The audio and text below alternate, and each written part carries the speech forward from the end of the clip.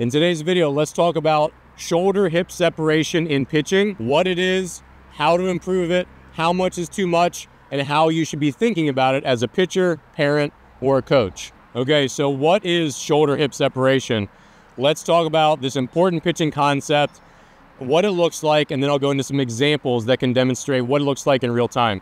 At the most basic level, our hip bones are facing one direction and our shoulders or our upper body are facing a different direction. So when we're talking about the shoulder hip separation that we want, both as a hitter in baseball or as a pitcher, we want to see our hips facing this direction, say when we land, and our upper body is rotated away. So when I stride down the mound and I land, my upper body is angled slightly back, almost towards shortstop, and my hip bones, which is hard to see beneath my clothes, are facing kind of more towards the dugout.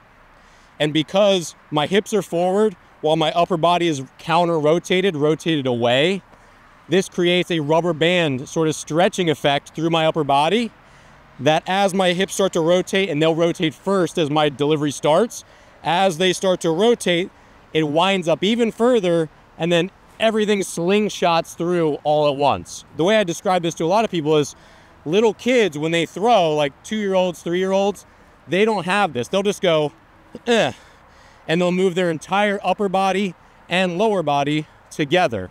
Really good throwers, and kids, as they start to get older, they start to figure this out. They move sideways, their hips rotate as their upper body stays sideways, and then it all slingshots through at the end. This is the same thing when you hit. You stride, your foot goes down, your hips rotate first, creating the stretch, and then the arms and the barrel of the bat come through all at once. So that is what shoulder hip separation is. It's when your hips and your upper body are facing in different directions to make a rubber band stretching effect that, when released, produces lots of force that flows through the body, ultimately to the baseball.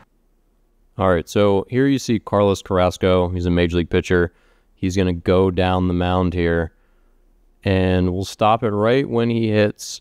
And you can see his jersey is facing one direction, his hips are facing another.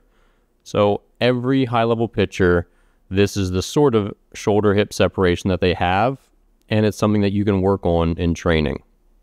All right, so medicine ball exercises, including this shuffle crow hop throw, these are some of the best ways to improve your shoulder-hip separation in a really usable way.